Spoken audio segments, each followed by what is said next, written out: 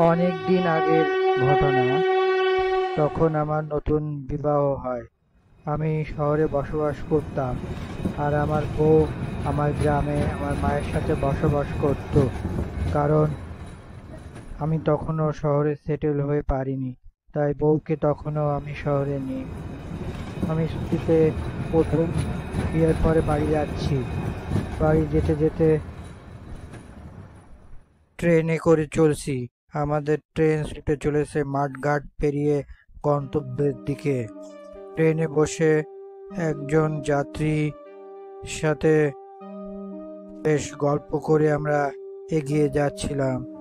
বাড়ি পৌঁছাতে আর খুব বেশি দেরি হবে না। আসলে বাড়ি নয়, বাড়ির নিকটবর্তী স্টেশনে পৌঁছাতে। সেখান থেকে যদি ইজি বাইক পাওয়া যায় খুব দ্রুত পৌঁছাতে পারবো, আর তা না হলে হেঁটে যেতে গেলে অনেক সময় দরকার হবে। ভাই, আপনি কোথায় যাচ্ছেন? আপনি কি পলাশডাঙ্গা যাবেন? আমিও পলাশডাঙ্গা যাব। হ্যাঁ, আমি পলাশডাঙ্গা স্টেশনে নেমে যাব। তবে আমার বাড়ি ওখান থেকে আরো দূরে। আমার বাড়ি যেতে ওখান থেকে হেঁটে 2 ঘন্টার মতো সময় লাগবে। কথায় বলে, যেখানে বাঘের ভয় সেখানে সন্ধ্যা হয়। আজকের দিনটা খুবই খারাপ। কোনো ভ্যান বা রিক্সা কিছুই পেলাম না। অগত্যা বাধ্য হয়ে হেঁটে চলেছি গ্রামের মেঠো পথ ধরে। প্রচণ্ড বৃষ্টি নেমেছে। এরকম বৃষ্টিতে আর কোনো রিক্সা বা ভ্যান পাবো বলে মনে হয় না। হেঁটে চলেছি, চারিদিক থেকে শুধু বর্ষার শব্দ আর ব্যাঙের কোলাহল ছাড়া কোনো কিছুই কানে আসছে না। মাঝে মাঝে ভেসে আসছে শিয়ালের ডাক। রাস্তাঘাটে কোনো জনমানব নেই। এরকম জনশূন্য পরিস্থিতিতে পৃথিবীর পরিবেশের মতো মনে হচ্ছে। আর এরকম পরিবেশে হেঁটে চলেছি। বৃষ্টি থামার কোনো লক্ষণই নেই। আকাশে মেঘ গর্জন করে চলেছে।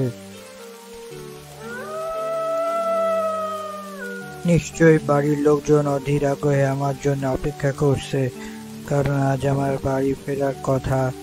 মোবাইলে চার্জও ফুরিয়ে গিয়েছে। হঠাৎ দেখতে পেলাম আমার সাথে ট্রেনের ভিতরে যে বসেছিল সেই যাত্রীকে।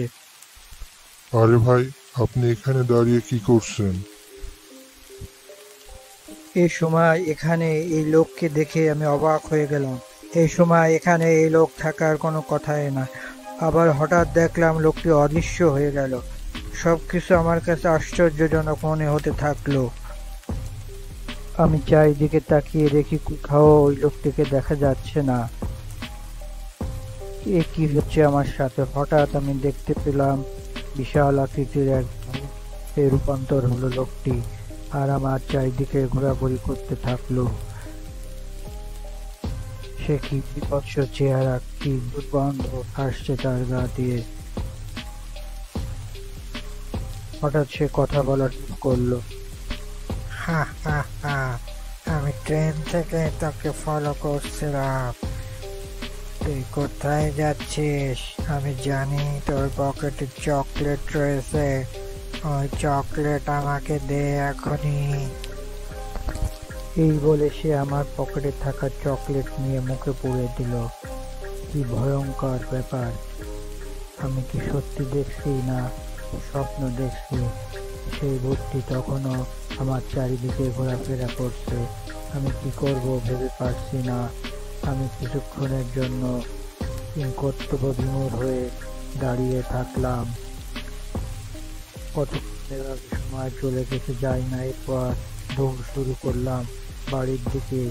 আমাকে বাঁচতেই হবে যেভাবেই হোক। এই ভূত কিন্তু আমাকে ছাড়বে না।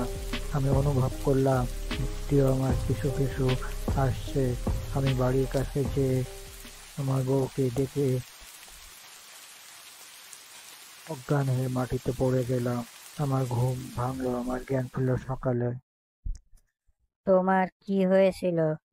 কাল রাতে তোমার চিৎকার শুনে ঘরের বাইরে যেয়ে দেখি তুমি উঠানে অজ্ঞান হয়ে পড়ে আছো। এরপরে আমরা সবাই ধরাধরি করে তোমাকে ঘরে নিয়ে আসি। আমি সব ঘটনা আমার পরিবারের সকলের কাছে খুলে বলি।